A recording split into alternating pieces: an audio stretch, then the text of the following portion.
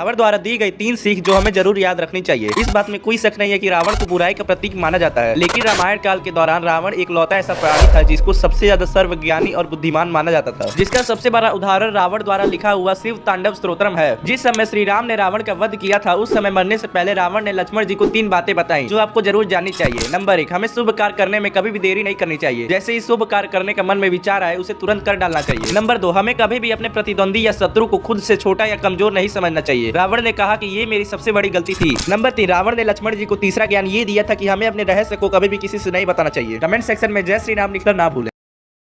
लंका की रानी मंदोदरी जो अपनी बुद्धिमत्ता और विवेक के लिए जानी जाती थीं, उनका अंत कहां हुआ? रावण की मृत्यु के बाद उनकी कहानी अचानक क्यों गायब हो गई? रावण के अंत के बाद मंदोदरी ने लंका के महल को संभालने की कोशिश की, लेकिन अपने पति और बच्चों को खोने के बाद उनका जीवन वीरान हो गया। उन्होंने राजमहल छोड़कर अपने पिता मयदानव के पास शरण ली। मयदानव, जो राक्षसों के महान वास्तुकार थे, ने मंदोदरी को एक ऐसा स्थान सौंपा जो रहस्यों से भरा था। वहाँ मंदोदरी ने अपने दुख को अपनी ताकत में बदलते हुए एक अद्वितीय पुस्तकालय की रचना की। इस पुस्तकालय में राक्षसों की विलुप्त विद्याओं और प्राचीन रहस्यों का संग्रह था। कहते हैं मंदोदरी ने यहाँ अपने जीवन का अंत नहीं किया, बल्कि वह इस पुस्तकालय की संरक्षिका बनी। कुछ लोग कहते हैं कि मंदोदरी ने अमृता का रहस्य खोज लिया और आज भी वह इस पुस्तकालय की रक्षा कर रही है, लेकिन इस जगह का पता किसी को नहीं चला। क्या मंदोदरी ने सच में मृत्यु को पार कर लिया या यह सिर्फ एक लोक कथा है? उनका अंत आज भी एक रहस्य है जो हमें सोचने पर मजबूर करता है कि उनके जैसा बलिदान और विवेक शायद ही आप गलत हैं अगर आपको लगता है कि रावण सर्वशक्तिशाली है, और इस तथ्य की पुष्टि रामायण के उत्तरकांड के 24वें अध्याय में होती है।